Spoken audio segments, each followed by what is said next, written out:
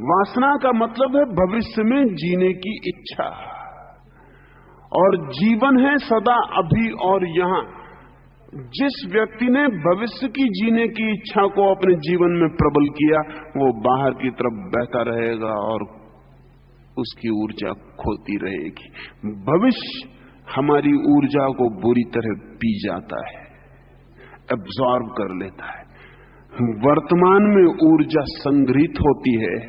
इसलिए जिस व्यक्ति को अपनी ऊर्जा को, अपनी शक्ति को अकाम तक पहुंचाना हो, ब्रह्मचर्य तक पहुंचाना हो, जिसे अपनी ऊर्जा को सत्य और ब्रह्म तक ले जाना हो, जिसे अपनी ऊर्जा को स्वयं तक पहुंचाना हो, उसे भविष्य की इच्छाएं, भविष्य की कामनाएं, भविष्य को धीरे धीरे छीन कर देना चाहिए। उसे जीना चाहिए अभी और यहीं, हियर एंड नाउ।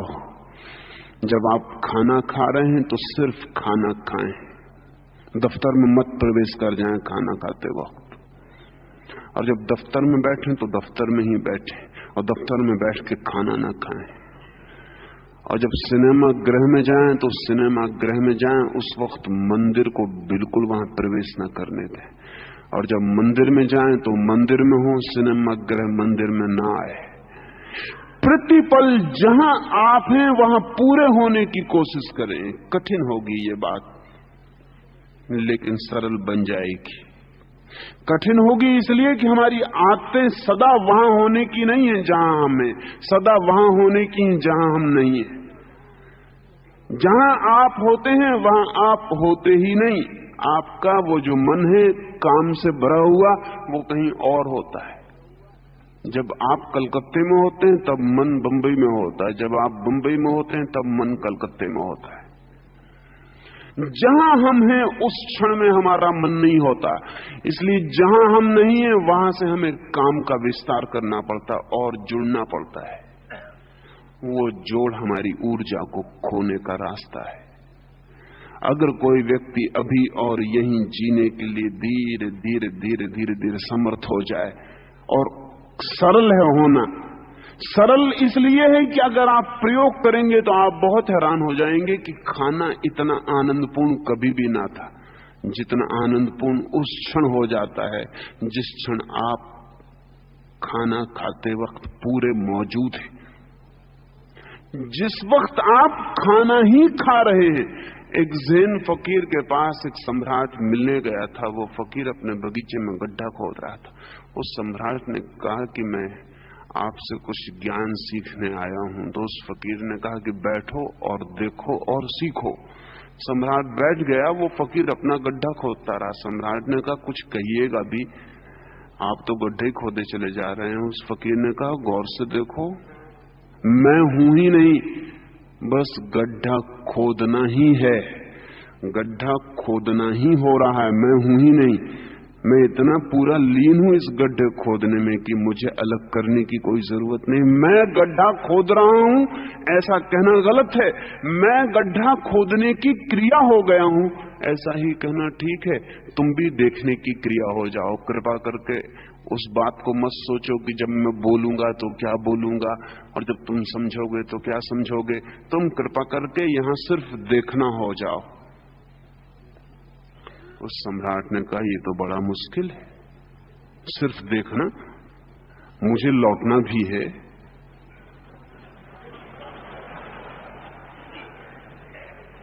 तो उस फकीर ने कहा लौट जाओ, लेकिन तब लौटना ही हो जाओ। और उस सम्राट ने कहा मुझे कुछ आपसे पूछना भी है। तो उस फकीर ने कहा फिर पूछ लो, फिर प्रश्न ही बन जाओ। हम जो भी कर रहे हैं हम वही नहीं है। अगर आप क्रोध करते वक्त पूरा क्रोध बन जाएं तो शायद दोबारा क्रोध ना कर सके। लेकिन क्रोध करते वक्त क्षमा मांग रहे हैं भीतर, क्रोध करते वक्त प्रायश्चित कर रहे हैं भीतर, क्रोध करते वक्त जान रहे हैं कि बड़ा बुरा कर रहा हूं, तब आप क्रोध में भी पूरे नहीं हो पाते, प्रेम में भी पूरे नहीं हो पाते। जिस प्रेमी से मिलने के लिए वर्षों प्रतीक्षा की, जब वो मिल जाता है तब हम कुछ और सोचते हैं। जिस प्रेमी से मिलने के लिए वर्षों सोचा था, वो जब मिल जाता है और पास बैठ जाता है, तब हम उसे भूल जाते हैं और कुछ और सोचने लगते हैं। जिस धन को खोजने के लिए वर्षों मेहनत की थी, जब वो मिल जाता है तिजोरी में चाबी लगा के बाहर बैठ के हम कुछ और सोचने लगते हैं। हम पूरे वक्त चूकते चले जाते हैं। हम सदा ही भविष्य में अपनी शक्ति को व्यय करते रहते हैं। अगर शक्ति को संग्रहित करना है और शक्ति के संग्रहित हुए बिना कोई अंतर यात्रा संभव नहीं है, तो हमें वर्तमान में जीना सीखना होगा। वर्तमान के साथ बड़ी खूबी है। वर्तमान सर्कुलर है, राउंड शेप्ड है। एक नदी है, वो वन डायमेंशनल है, वो भागी जा रही है, वो पूरे वक्त भागी जा रही सागर की तरफ।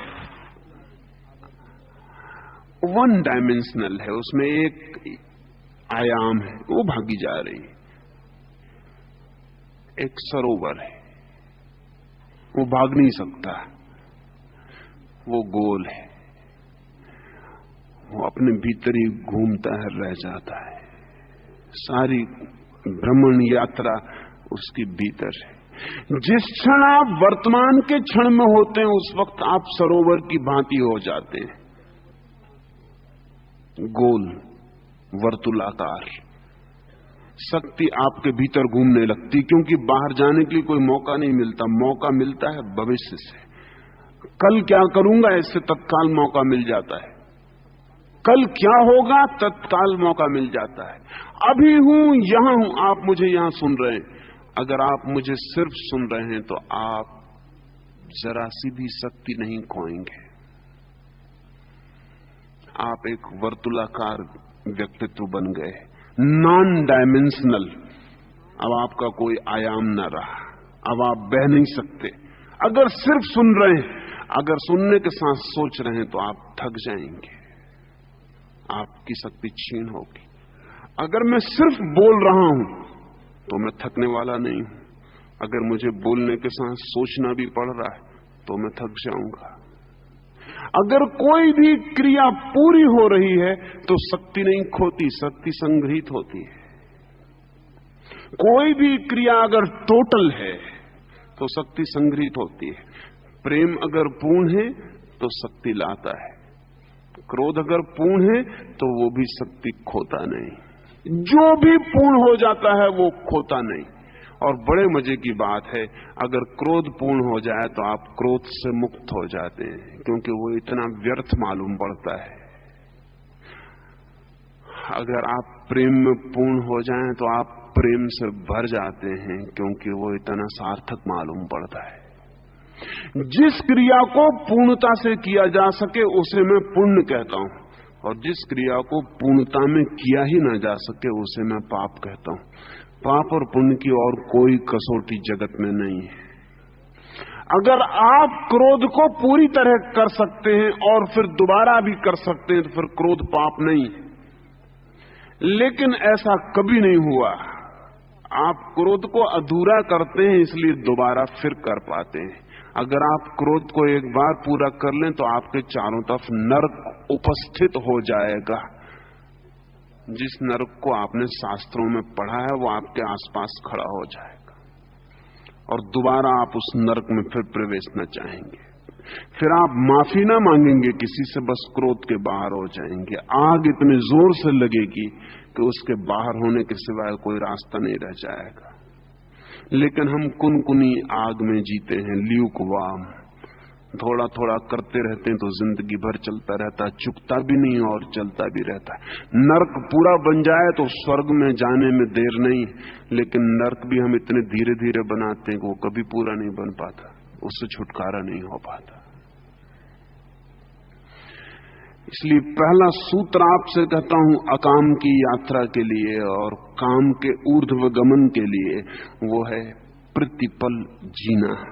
सन्यासी का अर्थ घर छोड़ के भाग जाना नहीं, सन्यासी का अर्थ जो प्रतिपल जी रहा है। जो पल के बाहर नहीं जीता, जो अभी जीता है यहीं जीता है, कहीं और कहीं नहीं जीता। जो भी व्यक्ति ऐसी चित्त दशा में आ जाए वो सन्यासी है। सन्यास का अर्थ है to be in the present, to be in the living moment. वो जो जीवंत क्षण है उसमें अगर हम हैं तो हमारी शक्ति ऊपर उठनी शुरू हो जाएगी। अब ये बड़े मजे की बात है, अगर ये जीवंत क्षण हमारे चारों ओर से हमें घेर ले, क्रोध में भी हम पूरे हो सके तो क्रोध से मुक्त हो जाएंगे, और अगर सेक्स में, यौन में भी पूरे हो सके तो हम यौन से मुक्त हो जाएंगे। क्योंकि जो व्यक्ति सेक्स के क्षण में, यौन के क्षण में, संभोग के क्षण में पूरी तरह मौजूद है, वो दोबारा फिर आकांक्षा नहीं करेगा। बात समाप्त हो गई, बात व्यर्थ हो गई। वो बात इतनी राख हो गई कि अब उस पर दोबारा मुट्ठी बांधने का कोई अर्थ ना रहा। लेकिन हम उस क्षण में भी पूरे वहां नहीं हैं। आदमी आतुर है संभोग के लिए, 24 घंटे दौड़ रहा है, पूरी जिंदगी दौड़ रहा है, धन कमा रहा है, मकान बना रहा है, बहुत गहरे में सेक्स की तृप्ति की दौड़ चल रही है। सब हो जाए तो वो उसको तृप्त कर सके, और फिर जब सेक्स का क्षण आता है तब वो उसमें पूरा नहीं है। तब वो हजार दूसरी बातें सोचने लगता है कि ब्रह्मचर्य अच्छा है, वो सोचने लगता है कि ब्रह्मचर्य परम जीवन है। जब सेक्स का क्षण आता है तब वो ये सोचता है, और जब ब्रह्मचर्य की कसम लेता है तब सेक्स के विचार करता रहता है। तो आदमी पागल है, इंसेन है। ये पागलपन हमारी जिंदगी की ऊर्जा को कभी भी ऊपर की तरफ जाने नहीं देता। इसलिए पहला सूत्र आपसे कहता हूं, पल पल जीना, तो आपके भीतर अकाम शुरू हो जाएगा, काम क्षीण होने लगेगा। क्योंकि काम के लिए भविष्य जरूरी है, कामना के लिए कल जरूरी है। सच तो यह है कि कल अस्तित्व में होता ही नहीं, सिर्फ कामना में होता है। It is a by product of desire. कल तो होता ही नहीं, कल कहीं है ही नहीं। कल सिर्फ वासना की उत्पत्ति है, भविष्य कहीं है ही नहीं। जो है वो सदा वर्तमान है, भविष्य सिर्फ कामना की उत्पत्ति है। हम निरंतर कहते हैं कि समय के 3 हिस्से हैं, भविष्य, वर्तमान, अतीत। गलत कहते हैं। समय का तो सिर्फ एक ही रूप है, वर्तमान। समय के 3 रूप नहीं है, समय का एक ही रूप है, वर्तमान। समय तो हमेशा नाउ, अभी है। फिर ये भविष्य और अतीत कहां से पैदा हुए? अतीत हमारी स्मृतियों से पैदा हुआ है, और भविष्य हमारी कामनाओं से पैदा हुआ है। पहला सूत्र काम मुक्ति का, वर्तमान के क्षण में होने की कोशिश। जंगल जाने को नहीं कहता, जहां आप हैं वहीं पूरी तरह हों। भोजन करें तो पूरी तरह, और सोएं तो पूरी तरह, स्नान करें तो पूरी तरह, और बहुत छोटी चीजों से शुरू करें। दूसरा सूत्र आपसे कहना चाहता हूं, सृजनात्मक हों, बी क्रिएटिव। क्योंकि जो आदमी सृजनात्मक नहीं है उसकी ऊर्जा निरंतर सेक्स से बहना चाहेगी, क्योंकि वो भारी हो जाएगा। उसके पास शक्ति तो होगी, काम नहीं होगा। और हम बहुत क्रिएटिव बिल्कुल नहीं है। हमारे जीवन में सृजन जैसी कोई चीज नहीं है। हमने कोई चीज ऐसी नहीं बनाई जिसे हम कहें सृजनात्मक है। मतलब क्या? आप कहेंगे नहीं हमने बनाया, हमने कुर्सी बनाई, हम फर्नीचर बनाते हैं, हम मकान बनाते हैं, हम कपड़े बनाते हैं, हम सृजनात्मक हैं? नहीं, ये सृजन नहीं है। सृजन और निर्माण का फर्क समझ लें। निर्माण का मतलब है कोई उपयोगी चीज बनाना, यूटिलिटेरियन। कुर्सी पर बैठा जा सकता है, उसका कोई उपयोग है, बाजार में उसके कुछ दाम है, इसलिए कुर्सी का बनाना सृजन नहीं है, प्रोडक्शन है, उत्पादन है। लेकिन एक आदमी एक गीत गाता है, कोई मूल्य नहीं है, एक आदमी एक चित्र बनाता है, कोई मूल्य नहीं है। एक आदमी नाचता है, कोई पर्पजिवनेस नहीं है। सृजन वहां से शुरू होता है जहां यूटिलिटी खत्म होती है। जहां तक उपयोगिता है वहां तक सृजन नहीं है। आप कुछ जिंदगी में ऐसा भी करते रहें जिसकी कोई उपयोगिता नहीं, सिवाय इसके कि आपको उसे करने में आनंद आता है। जिंदगी में कुछ ऐसा चलता रहे जिसे करने में आपको आनंद आता है, जिसके अंतिम परिणाम से कोई संबंध नहीं है। वैन गॉग ने चित्र बनाए, जब उसने बनाए थे तो कोई उनको खरीदने को राजी नहीं था। एक चित्र वैन गॉग की जिंदगी में बिका नहीं। उसके भाई ने, उसके छोटे भाई ने कभी ये ख्याल किया कि बेचारे का एक चित्र नहीं बिका, कितना दुखी ना होगा ये। तो उसने एक आदमी को कुछ पैसे दिए और कहा कि तू मेरी तरफ से जाके एक चित्र खरीद ले, कम से कम एक तो तृप्ति उसे मिल जाएगी, उसकी कोई चीज बिकी। वो आदमी गया, कोई आदमी चित्र खरीदने आया, वैन गॉग उसे चित्र बताने लगा, लेकिन वो कोई खरीदार तो नहीं था, वो कोई चित्रों को प्रेम करने वाला आदमी नहीं था, वो तो किसी का सिर्फ एजेंट था, पैसे भी किसी और के थे, कोई भी चित्र खरीद लेना था।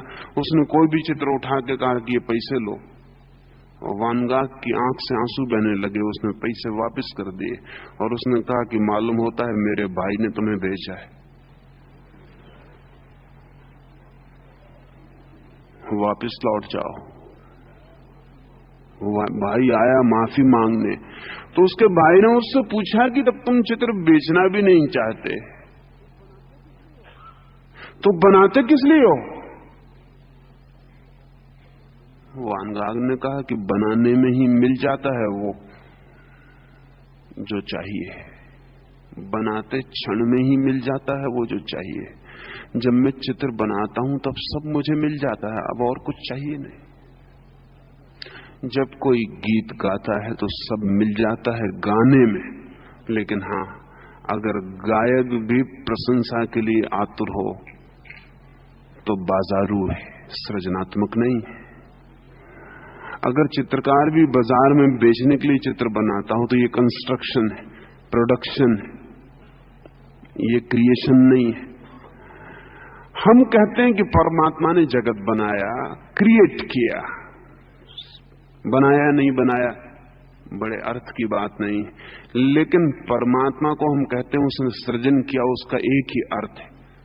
हम ये नहीं कहते कि प्रोड्यूस्ड बाय, परमात्मा ने उत्पादन किया, हम कहते हैं सृजन किया, सिर्फ इसलिए कि नॉन पर्पजिव है। परमात्मा को इससे कुछ भी मिलने का नहीं है। परमात्मा को इससे कुछ भी उपलब्ध होने वाला नहीं है। अगर कुछ भी मिला होगा तो इसको बनाने में ही मिला होगा, इसके बनने में ही मिला होगा, अन्यथा इसके बाहर कुछ मिलने को नहीं है। जिस आदमी की जिंदगी में कुछ ऐसे क्षण हैं जब वो आनंद और सृजन में जीता है, वो आदमी धीरे धीरे अकाम को उपलब्ध हो जाएगा, क्योंकि काम की दूसरी शर्त है, काम की दूसरी शर्त है द रिजल्ट। कामना का आखिरी स्रोत, उद्गम का, दौड़ का, शक्ति का एक ही है कि मिलेगा क्या। हम हमेशा पूछ रहे हैं, मेरे पास लोग आते हैं, वे कहते हैं ध्यान हम करें, लेकिन ध्यान में मिलेगा क्या? उनको पता ही नहीं कि ध्यान का मतलब भी एक ऐसा काम है जिसमें कुछ मिलेगा नहीं, ध्यान ही मिलेगा। और ध्यान का मिलने का अपना अर्थ है। हम जूता खरीदते हैं तो जूते का दुकानदार ये नहीं कह सकता कि आप बस आनंद से खरीद लें, मिलेगा कुछ नहीं। जूता एक यूटिलिटी है, कोई खरीदेगा नहीं। लेकिन आप अगर जूते की दुकानदार पे जिस भांति जाते हैं, उसी तरह आप मंदिर में गए और पूछा कि प्रार्थना से मिलेगा क्या, तो आप गलत जगह पहुंच गए हैं। नहीं, जिंदगी में जो भी महत्वपूर्ण है उसका परिणाम नहीं है महत्वपूर्ण, उसका होना ही महत्वपूर्ण है। और हमारी जिंदगी में ऐसा कोई क्षण नहीं है जो अपने में महत्वपूर्ण हो।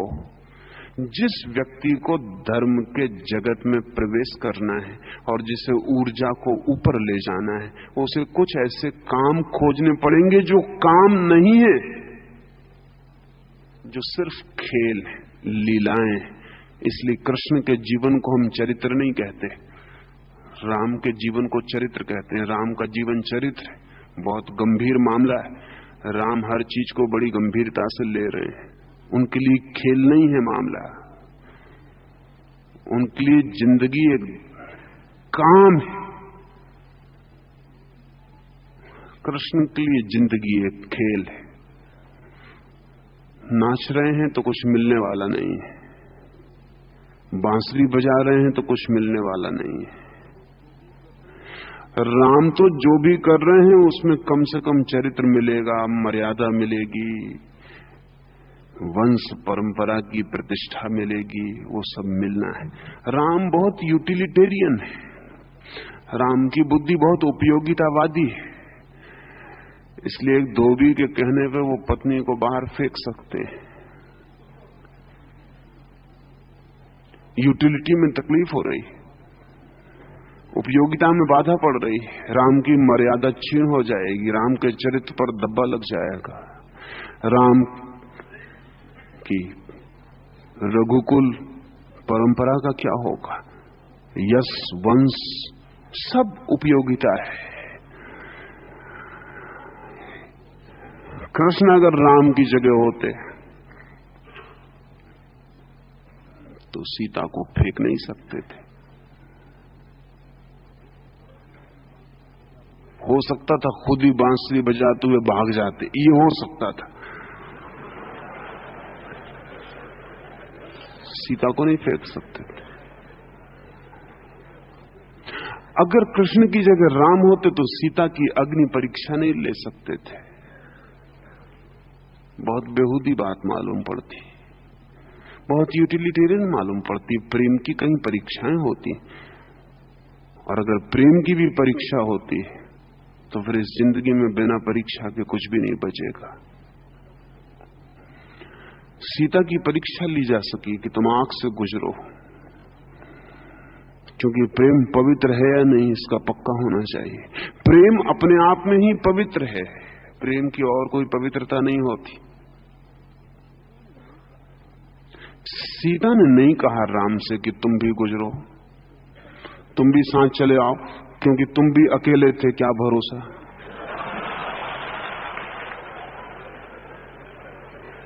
और स्त्री का थोड़ा बहुत भरोसा हो सकता है, पुरुष का होना जरा मुश्किल है। लेकिन सीता ने नहीं कहा। सीता के लिए जिंदगी एक गंभीरता नहीं है, एक प्रेम है। इसलिए सीता राजी हो गई, निकल गई। प्रेम परीक्षा नहीं मांगता, प्रेम सब परीक्षाएं दे सकता है। लेकिन कृष्ण तो बात ही नहीं करते, ये कोई सवाल ही ना था। इसलिए कृष्ण के जीवन को हम चरित्र नहीं कहते, कृष्ण के जीवन को हम लीला कहते हैं। वो कृष्ण लीला है। लीला का मतलब है कि पूरी जिंदगी क्रिएटिव है, पर्पसिव नहीं है, यूटिलिटेरियन नहीं है। जिंदगी एक खेल है। धार्मिक आदमी की जिंदगी गंभीर नहीं होती, और जो आदमी गंभीर है वो बोझिल हो जाएगा, और जो बोझिल होगा उसको सेक्स से रास्ता खोजना पड़ेगा। इसलिए जिंदगी जितनी गंभीर होती जा रही है उतनी सेक्सुअलिटी बढ़ रही है। जिंदगी जितनी सीरियस होती जा रही है उतनी सेक्सुअलिटी बढ़ रही है, क्योंकि जितने आप गंभीर होंगे उतने तनाव से भर जाएंगे, जितने तनाव से भर जाएंगे उतनी रिलीफ की जरूरत पड़ेगी। इसलिए जिस मुल्क में जितना तनाव है उतना ज्यादा कामुकता बढ़ जाएगी, क्योंकि और कोई रास्ता नहीं दिखता। चित्त बोझिल हो जाएगा। शक्ति को बाहर फेंको, हल्के हो जाओ, एक ही रास्ता रह जाएगा। दूसरा सूत्र आपसे कहता हूं, जिंदगी को गंभीरता से मत लेना। Don't take it seriously. Seriousness is a basic disease. बहुत बुनियादी बीमारी है सीरियस होना। लेकिन आमतौर से हमारा सन्यासी साधु बहुत सीरियस होता है। सच तो यह है कि अगर चेहरा गंभीर और रोता हुआ ना हो तो साधु होने की योग्यता पूरी नहीं होती। क्वालिफिकेशन जरूरी है वो। इसलिए अक्सर रोते हुए लोग साधु सन्यासी हो जाते। साधु सन्यासी होने की वजह से रोते हुए दिखाई पड़ते हैं, ऐसा मत समझना। रोते हुए थे इसलिए साधु सन्यासी हो जाते, क्योंकि वहां उनके रोने को भी प्रतिष्ठा और आदर मिलने लगता है। वैसे रोते हुए दिखाई पड़ते तो कोई भी कहता है कि ये क्या शकल लेके घूम रहे हो, लेकिन सन्यास में वो शकल प्रतिष्ठित हो जाती। नहीं, जिंदगी गंभीरता नहीं है, और जो जिंदगी में गंभीर है वो काम से मुक्त नहीं हो सकेगा। जिंदगी खेल बन जाए तो आदमी काम से मुक्त हो जाता है, पर पूरी जिंदगी को नहीं कह रहा हूं कि आप खेल बना लें, शायद वो संभव नहीं है, लेकिन जिंदगी में कुछ तो हो जो खेल हो। बच्चे इतने हल्के हैं, और ध्यान रहे बच्चे इतने अकामी हैं। उसका कुल कारण यह कि बच्चों की जिंदगी गंभीर नहीं है, खेल है। जिंदगी एक लीला है।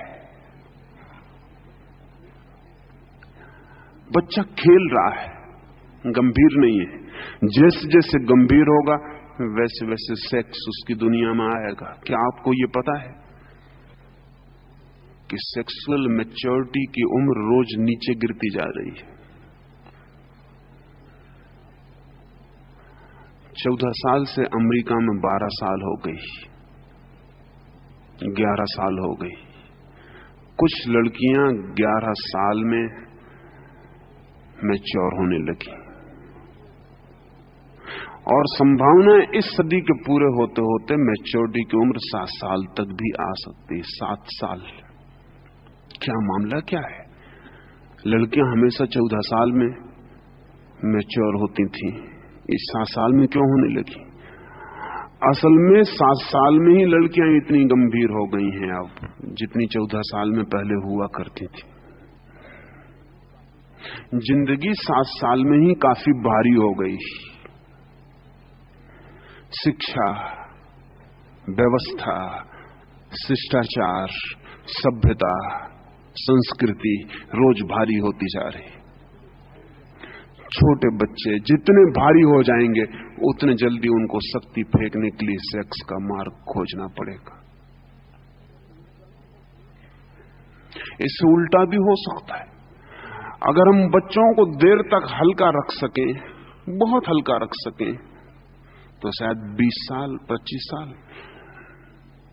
हम कहानियां सुनते हैं लेकिन हमें पता नहीं है, और जो गुरुकुल चलाते हैं उनको भी पता नहीं है कि मामला क्या है, क्योंकि गुरुकुल चलाने वाले लोग तो आमतौर से गंभीर होते हैं। लेकिन 25 साल तक किसी जमाने में हमने गुरुकुल में युवकों को काम से, सेक्स के बाहर रख सके थे हम। उसका कारण क्या था? उसका कारण था कि हम 25 साल तक उन्हें गंभीर होने से बचा सके थे, और कोई कारण नहीं था। जितनी गंभीरता बढ़ेगी उतना बोझ बढ़ जाएगा, जितना बोझ बढ़ेगा तनाव हो जाएगा, जितना तनाव होगा उतना निकास चाहिए। हम 25 साल तक उनको गंभीर होने से बचा सके थे। हमने 25 साल तक उनकी जिंदगी को खेल, न परीक्षाओं की गंभीरता थी, न जिंदगी से लड़ने की गंभीरता थी, न उत्तरदायित्व और रिस्पॉन्सिबिलिटी की गंभीरता थी। जिंदगी एक खेल थी जंगल में। उस खेल के बीच सब बहुत आहिस्ता चल रहा था। लकड़ियां काट रहे थे लड़के, जंगल में दौड़ रहे थे, पौधे बना रहे थे, खेती कर रहे थे, कभी घंटा आधा घंटा पढ़ते थे। पढ़ना कोई गंभीर काम न था, फुर्सत के क्षण में हुई बातचीत थी। निकट गुरु के बैठ के थोड़ी बात कर लेते थे। तो 25 साल तक अगर वे काम के बाहर रह जाते थे तो कोई आश्चर्य नहीं। और अगर आज आपके बच्चे 14 और 15 साल के बाद ही पूरे अडल्ट, पूरे प्रौढ़ और पूरी प्रौढ़ता की काम वासना की मांग कर रहे हैं तो भी आश्चर्य नहीं, क्योंकि आप उनको गंभीर बनाने की पूरी योजना किए हुए हैं। जिस आदमी को अकाम को उपलब्ध होना है उसे जिंदगी से गंभीरता को अलग कर देना चाहिए, अन्यथा बोझ हो जाएगा, बोझ उसे काम में ले जाएगा। कैसे ये होगा? दो चार काम तो हर आदमी खोज सकता है जब वो गैर गंभीर है। कभी आप अपने बच्चों के साथ घर में खेलते हैं? आप कहेंगे कैसे पागलपन की बात कर रहे हैं आप, बच्चों के साथ और खेल। बाप जब भी बेटे से मिलता है तो गंभीर मिलता है। एक तो मिलता ही नहीं, कभी कोई गंभीर मौका आ जाता तो मिलता है। बेटा जब बाप से मिलता तब गंभीर मिलता है, वो भी बचा रहता है बाप से। बाप को जब कोई उपदेश देना होता है तब बेटे से मिलता है, बेटे को जब कुछ पैसा लेना होता है तब बाप से मिलता है। ऐसे दोनों बच के निकलते रहते हैं। नहीं, कभी आप बच्चों के साथ घर में खेलते हैं? इस तरह प्रयोग करके देखें। वो परिवार परिवार नहीं है जिसके सारे लोग मिलके 1 घंटा खेलते नहीं।